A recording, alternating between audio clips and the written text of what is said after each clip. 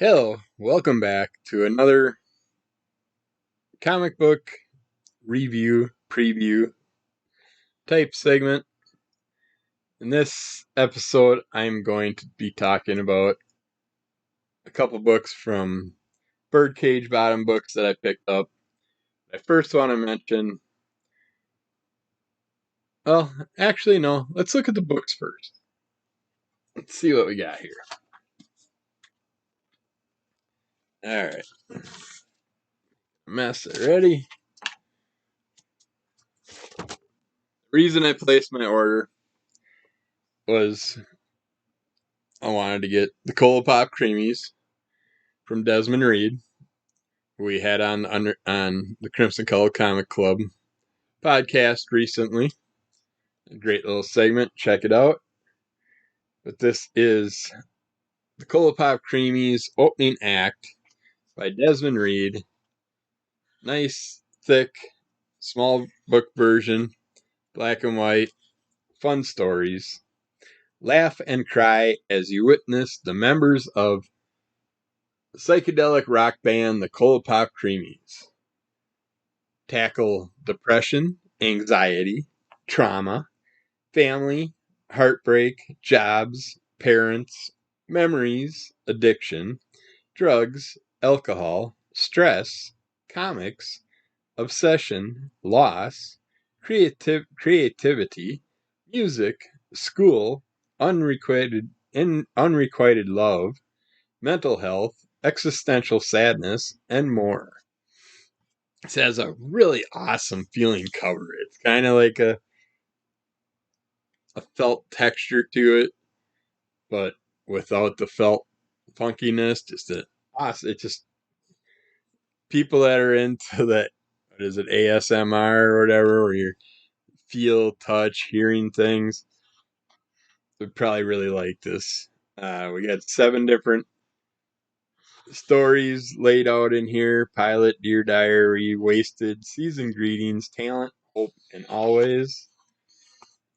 My favorite one, I think, still stands at wasted with Wallace TJ, but you got Ralph, Jonathan. These are the members of the band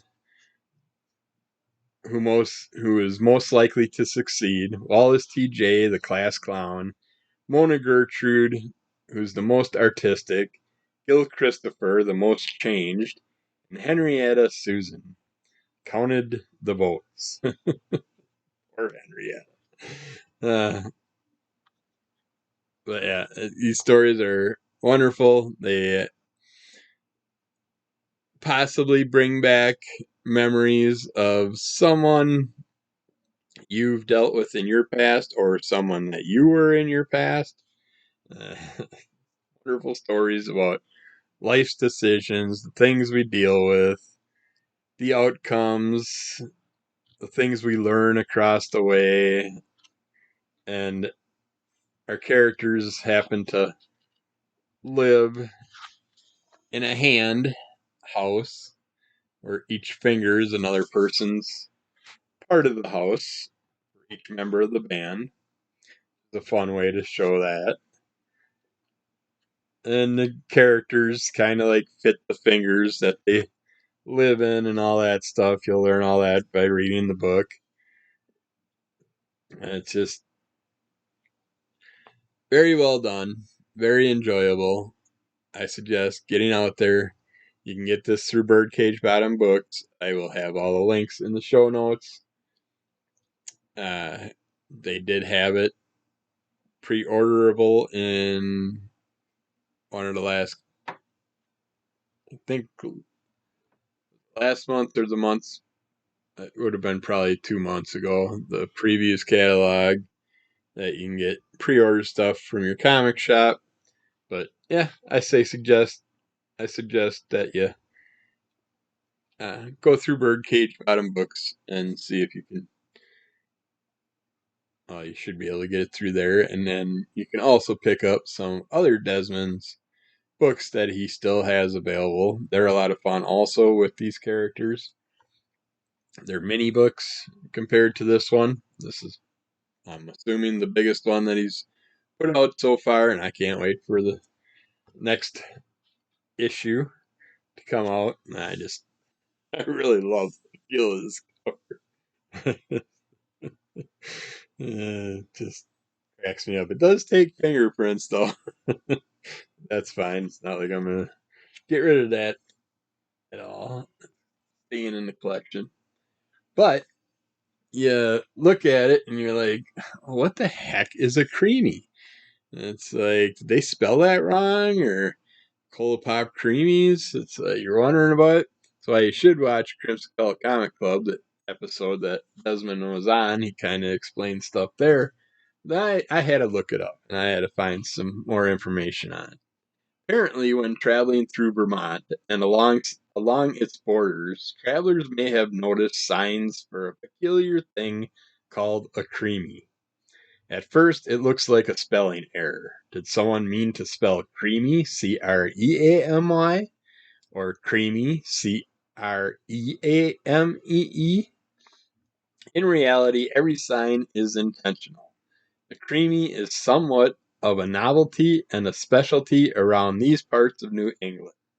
In no different a way than one would find sugar on snow throughout the sugaring trees of New England and Canada, which sadly a lot of them are burning up right now because Canada had three huge wildfires this spring leading into summer and stuff still burning, and it's just nightmare up there. The critters are getting into the towns. I seen a bear was trying to mess with a family pig on one video recently, and yeah, they're gonna have all kinds of problems. We got, I think, a lot of the critters coming down into Wisconsin from Canada.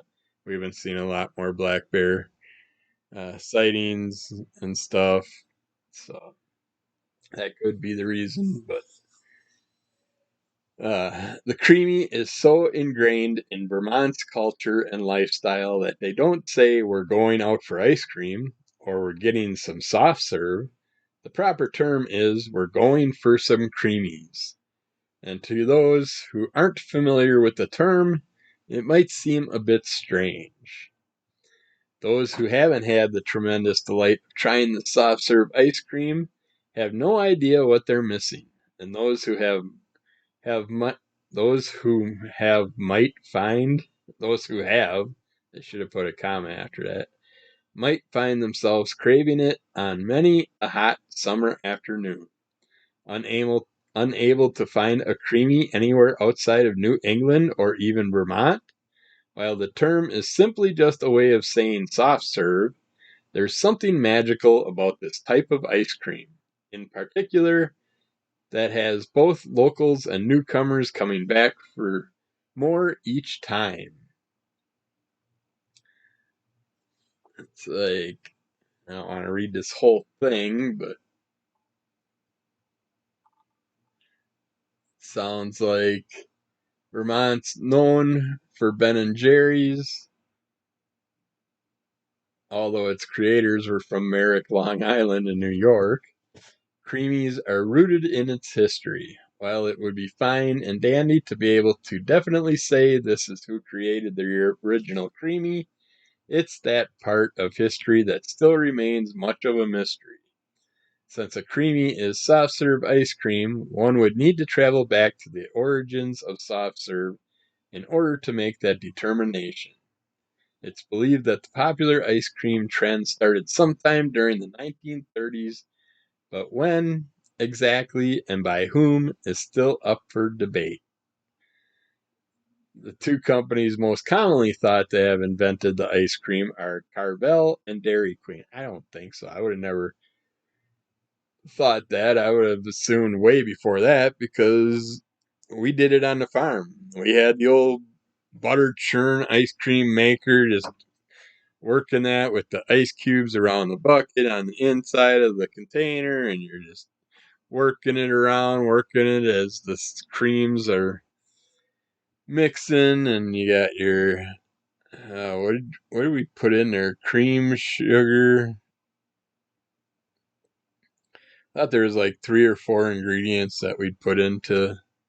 Grandpa would put into the container, and then he'd sit there and work it. took forever, and you'd have fresh ice cream on Christmas. Yeah, it was always a fun thing to see, but a pain in the ass to do. But I wouldn't think Dairy Queen or anybody like that would have any association with being the beginning of ice cream. I would think it would go way back before them. Hot day in the Western Front, got your milk in your hand and it's starting to curdle. It's like toss it in with some ice to cool it down, and all of a sudden you're mixing it up and it starts to harden. I could see that happening. Uh, Even back in the day, my grandma would sit me down and give me a cup of milk, throw cubes of bread in it, little chunks of bread, soft bread, not baked bread, and then sprinkle sugar on there. Actually, it was really good, but that mixing that up would end up turning into ice cream too. And all kinds of mistakes happen that way. Uh,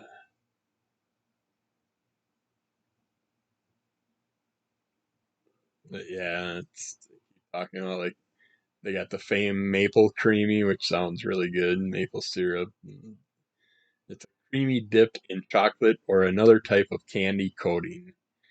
Or you can have jimmies or sprinkles wrapped around its enormous towering swirl. It's basically a dipped cone, but yeah. So that's a little history on the creamy. I was curious because we have dairy farms now here in Wisconsin that have their own ice cream shops on it that they're using the fresh cream from the cows. And so I've been wanting to stop at one to see what kind of knowledge they have about the creamy, see if they use that term at all in at those type of places. But yeah, there's some information for you. Yeah, take a swig of my coffee to see if it's ice cold yet. Oh, it's the perfect temperature. So we better get this podcast done. I'll just drink my coffee as I finish this up. So you can drink with me if you want. Hey, yeesh. These glasses are dirty. I don't have a cleaner anywhere. Oh well. Let's have to try and see through them. But the other book I picked up was Cringe, an anthology of embarrassment. Uh, don't really give a description on here, but it's what the name says. It's black and white again. A bunch of different artists, writers, creators that do different stories talking about life, the things we go through, the embarrassing things some of us may or may not have gone through or heard of or dreamt about, being like the cover, going to school and realizing you forgot to put pants on. Very common dream segment many people go through during puberty and adulthood, young adulthood and stuff. Uh, but yeah, these were wonderfully done stories. Lots of different information about things that reminded me of my past or people that I knew or ran into in the past. A couple stories were but most of them are very enjoyable and brought back memories of idiocracy,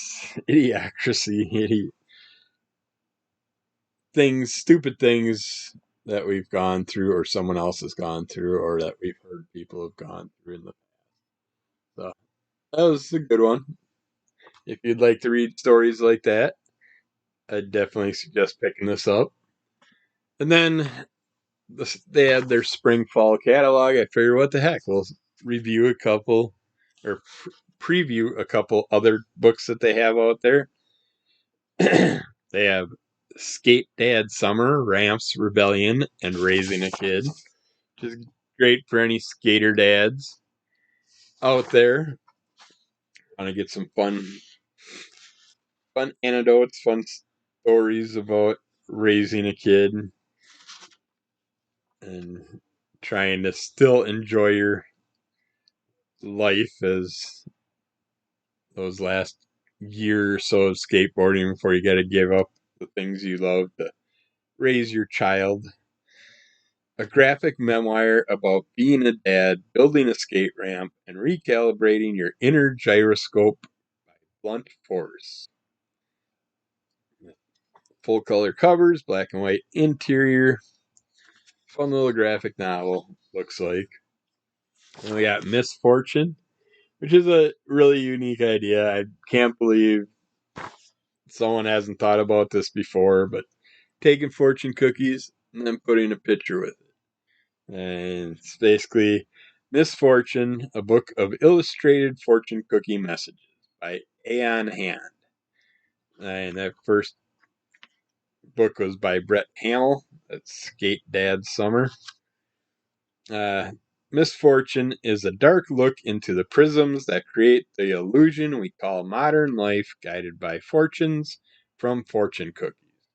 Does anyone give more than 5 seconds attention to the messages inside their fortune cookies after wolfing down Chinese takeout, rather than just reading it aloud with "in bed" tacked on the end, chuckling and tossing it in the trash?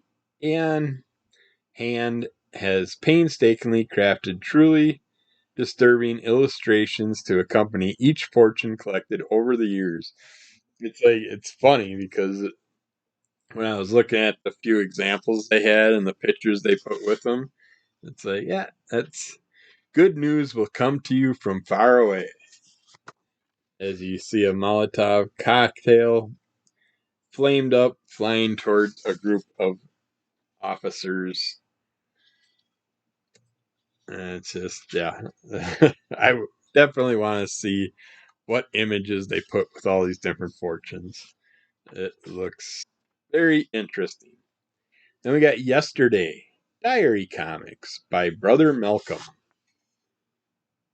And I would assume pretty much all these books are probably in black and white, but that's just me assuming, which makes an ass out of you and me. Can he stand another heartache?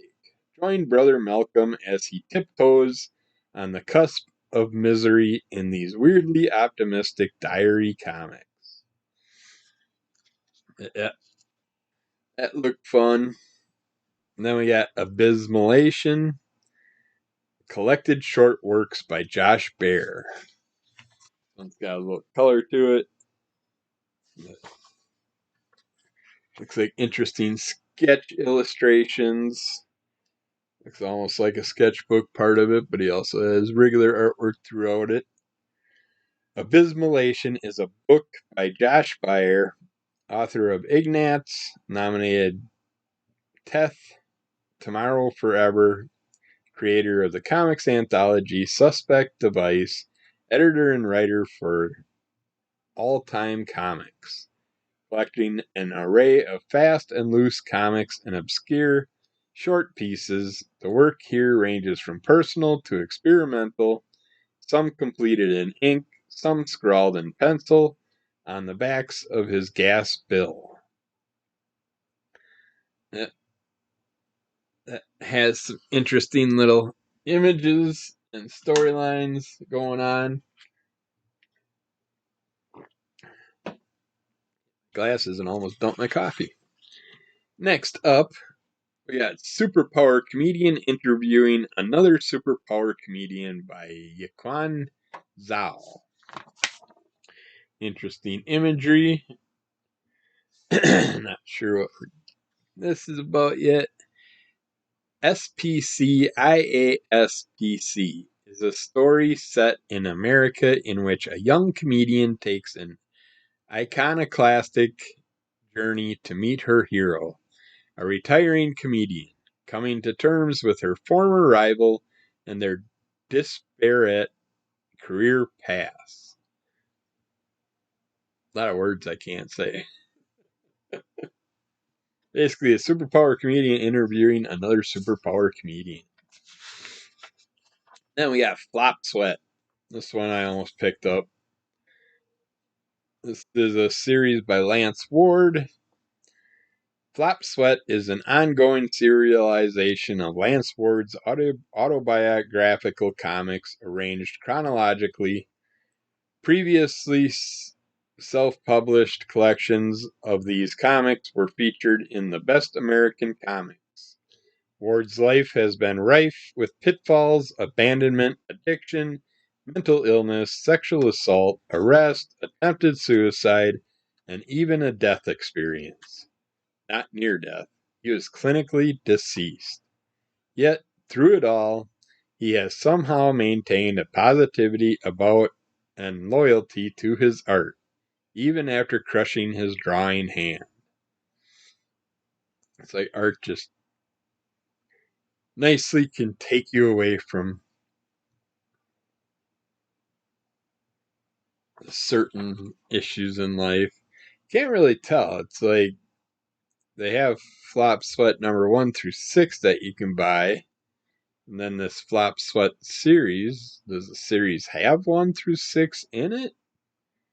Issues 1 to 4 available now. Issues 5 and 6 available. Well, they're available now too. So I'm kind of confused about that. Doesn't really say.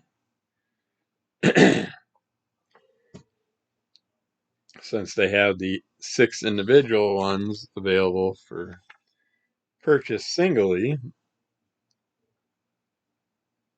Yeah, this might just be a promotion for all 6 of those. Yeah, that's what I'm taking it as.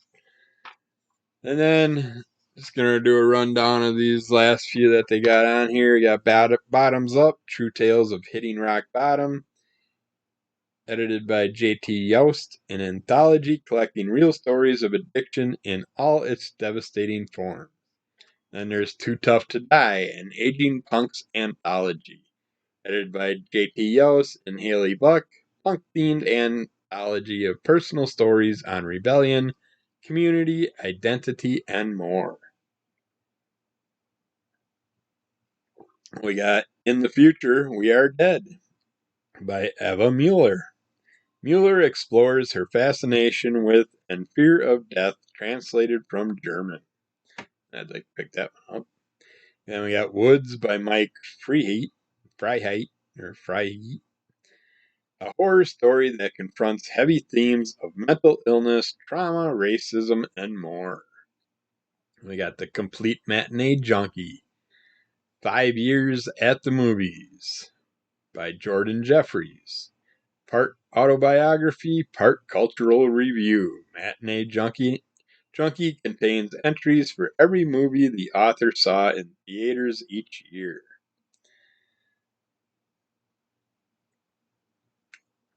And we got Everything is Super, The Great Unwashed by Captain Rotsteak. Lloyd the Human Hemorrhoid and everyone else has superpowers in his backwater town. That's all it's telling me, but just hearing him called Lloyd the Human Hemorrhoid, I want to buy it.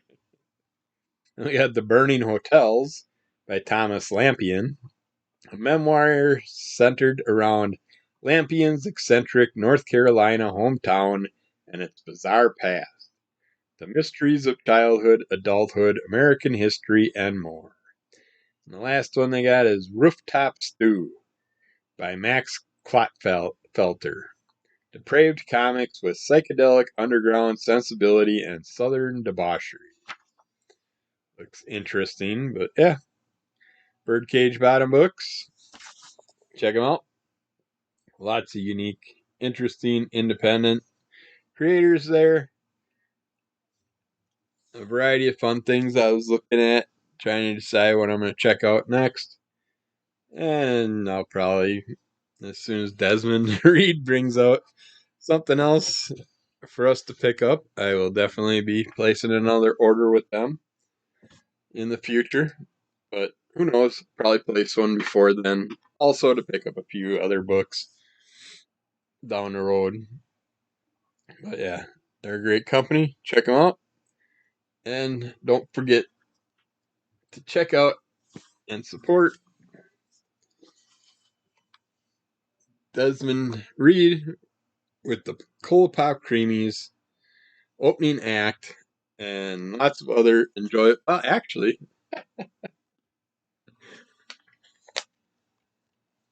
yep. I just so happen to have some other ones I picked up from him. We got Trash. We got Lefty, a left-handed comic by Desmond Reed. Apples. There's their colored up house on the back of that one. And Memories. These are all very fun, very relatable, at least to me. I relate with all five of the characters in some way, shape, or form, or know someone like them from my past. But those are enjoyable, so check those out. Keep following under the Call of MS. Lots more fun videos coming out in the near future. We're getting into the YouTube more than we are the podcasting anymore, so we're going to probably focus more on the video versions. So hopefully some more goodies coming out in the near future, and I think we got something possibly coming in the mail within the next week or so for some more fun unpacking. Keep an eye out for those and check out Under the Call of MS audio, YouTube, Instagram, and check out Crimson Call Comic Club. Check out the Desmond Reed interview. We'll get back to you with lots more stuff in the near future.